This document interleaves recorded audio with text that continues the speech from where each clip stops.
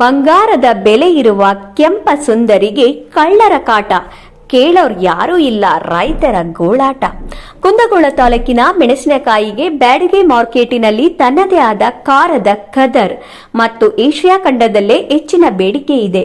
ಬೇಡಿಕೆ ಏನೋ ಇದೆ, ಆದರೆ ಬೆಳೆದ ಬೆಳೆಗೆ ಕಳ್ಳರ ಕಾಟ ಹೆಚ್ಚಾಗಿದೆ. ಹೌದು, ಕುಂದಗೋಳ ತಾಲೂಕಿನಲ್ಲಿ ಬೆಳೆದ ಮೆಣಸಿನಕಾಯಿಗೆ ಎಲ್ಲಿಲ್ಲದ ಬೇಡಿಕೆ ಇದ್ದು, ಕಳೆದ 3-4 ವರ್ಷದಿಂದ ರೈತರು ಮೆಣಸಿನಕಾಯಿ ಬೆಳೆಗೆ ಮಳೆ ಹೆಚ್ಚಾಗಿದ್ದರಿಂದ ನಿರ್ಲಕ್ಷಿಸಿದರು.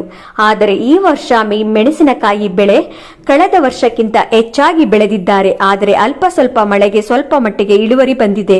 ಎಕರೆಗೆ 2-3 ಕ್ವಿಂಟಾಲ್ ಇಳುವರಿ ಬಂದಿದ್ದು, ಕಳ್ಳರ ಕಾಟದಿಂದ ತಪ್ಪಿಸಿಕೊಳ್ಳಲು ಬೆಳೆಗಳ ರಕ್ಷಣೆಗಾಗಿ ರೈತರು ಹಗಲು ರಾತ್ರಿ ಎನ್ನದೇ ಜಮೀನು ಕಾಯುವ ಸನ್ನಿವೇಶ ರೈತರಿಗೆ ಎದುರಾಗಿದೆ.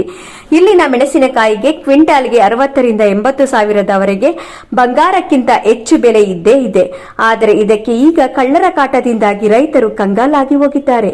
ಕಳ್ಳರ ಕಾಟದಿಂದ ಹೊಲ ಕಾಯಲು ಕೂಲಿಕಾರರಿಗೆ 1,000 ರೂಪಾಯಿ ಕೊಟ್ಟರೂ ಬರುತ್ತಿಲ್ಲ. ಕಾರಣ ಇಷ್ಟೇ, ಕಳ್ಳರು ಏನಾದರೂ ಹಲ್ಲೆ ಮಾಡಿದರೆ ಎಂಬ ಭಯದಿಂದ ಕೂಲಿಕಾರರು ಬರಲು ಹಿಂದೇಟು ಹಾಕುತ್ತಿದ್ದಾರೆ. ಮನೆಯವರೇ ಹಗಲು ರಾತ್ರಿ ಕಾಯುವಂತಹ ಸ್ಥಿತಿ ರೈತರದಾಗಿದೆ. ರೈತರ ಗೋಳು ಹೇಳುತ್ತೀರದಾಗಿದೆ.